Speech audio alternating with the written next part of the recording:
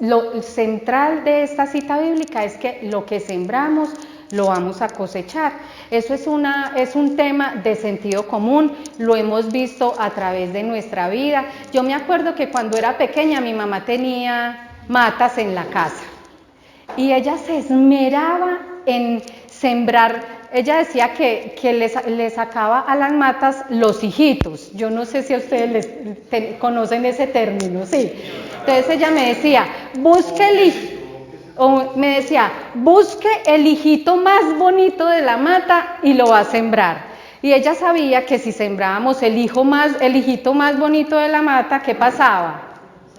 Crecía una mata muy bonita, ¿cierto? Entonces ahí está, lo que se siembra, se cosecha. Nosotros eso lo podemos aplicar en cualquier área de nuestra vida, en lo que nosotros queramos, en nuestras relaciones, en nuestro trabajo, en nuestra vida familiar, en nuestra economía, en lo que sea. En idioma común, en el común de la gente, nosotros decimos, todo lo que hace, se paga. Todo lo que hacemos se devuelve, ¿cierto? Eso es lo mismo, lo que nos dice la Biblia. Vea lo actual que es, lo que se siembra, se cosecha. Entonces vamos a ver algunas características de la siembra y la cosecha. ¿Qué es lo primero? Hay una semilla, tenemos que sembrar algo. Eso que vamos a sembrar es una semilla. Entonces, ahorita cuando yo les decía que toda acción tiene su reacción, nuestras acciones se convierten en las semillas que sembramos. Y las consecuencias de nuestras acciones es la cosecha de esa semilla que sembramos.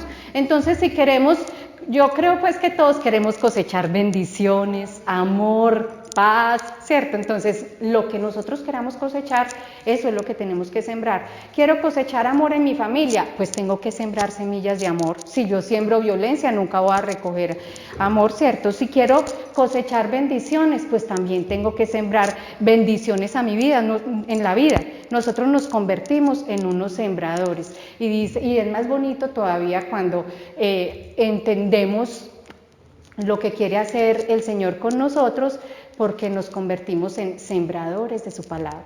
Y su palabra tiene frutos de vida eterna, ¿cierto?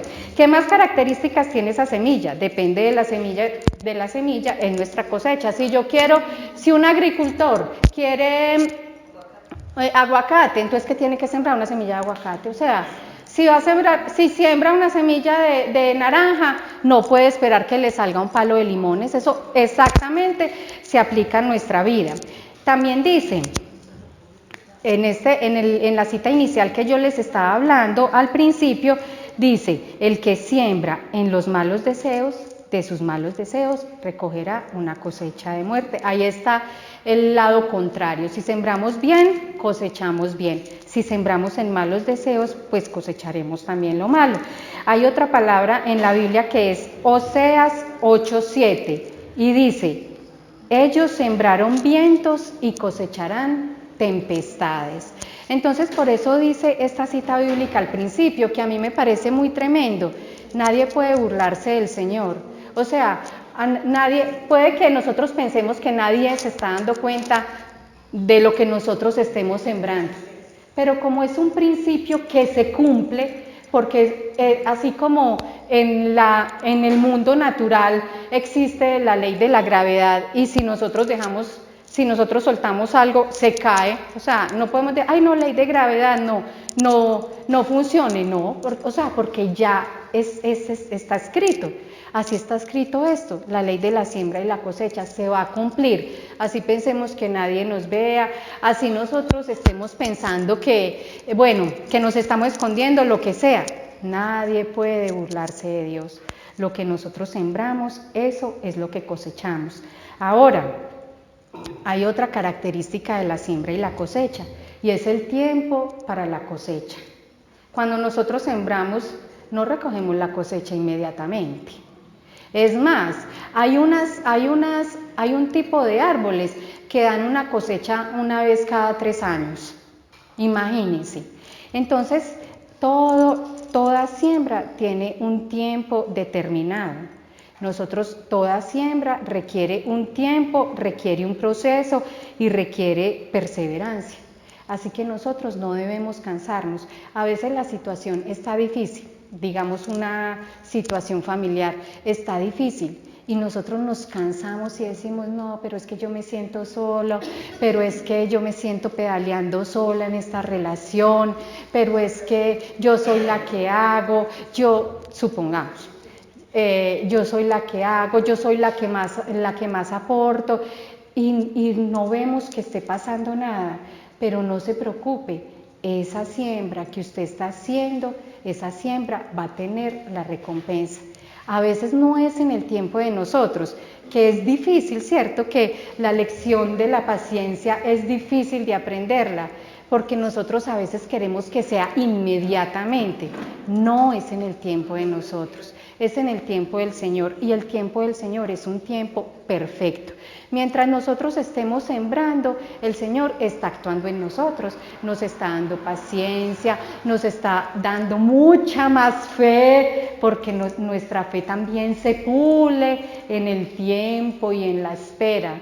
Pero nosotros, como dice Hebreos, cuando habla de la fe, nosotros, la fe es la certeza de lo que no se ve. Y si nosotros no lo estamos viendo, no quiere decir que no estemos sembrando. Ahí, acuérdense, o sea, a veces primero tiene que crecer para abajo, la raíz es bien fuerte y nada se ve, pero en el momento oportuno eso va a salir, ¿cierto que sí? Entonces,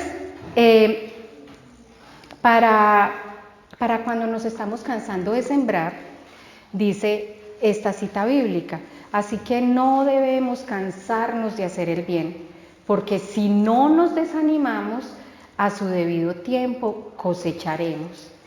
Muchas veces nos toca sembrar en el sufrimiento, y es difícil, sembrar en el sufrimiento es difícil, porque nosotros siempre queremos estar en medio del gozo, pero dice la palabra de Dios, y esto es me llena como de mucha esperanza esta palabra. En el Salmo 126 dice, los que siembran con lágrimas cosecharán con gritos de alegría. Esa mamá que sufre por su hijo, que yo hace poquito estaba hablando con una mamá que me decía, ay, mi hija me dio tanta guerra en la adolescencia, pero yo seguí sembrando y seguí paciente, y ahora estoy recogiendo los frutos. A veces tenemos que sembrar así, en medio de la tristeza, en medio del sufrimiento, pero ese sufrimiento no puede hacernos desanimar, aunque de humanos es que desanimarnos. La idea es que nosotros vamos a anclarnos a la palabra de Dios y vamos a tener siempre nuestra esperanza puesta en esto. Lo que se siembra, se cosecha. Ahora, hay otra característica de esa siembra, y es la intención de mi corazón. Cuando nosotros estemos sembrando, pensemos cuál es la intención real que tengo en el corazón, porque a veces nosotros somos interesados, ¿cierto? Sembramos con interés, pero bueno, de todas maneras se siembra, aunque sea por interés, pues es siembra, pero revisemos eso que nos está moviendo cuando nosotros estamos haciendo una siembra, esa intención del corazón.